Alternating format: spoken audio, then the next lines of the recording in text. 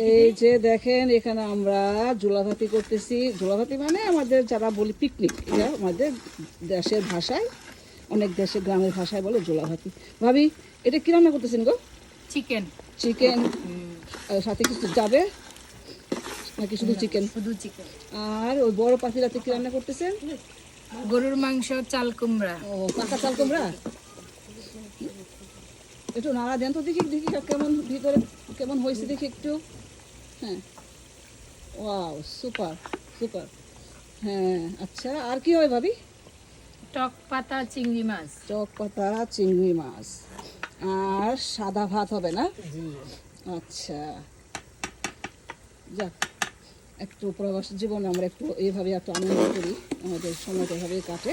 হ্যাঁ, তো দেখা যাক কি হয়, আর বাকি আবার পরে দেখাবো আস্তে আস্তে।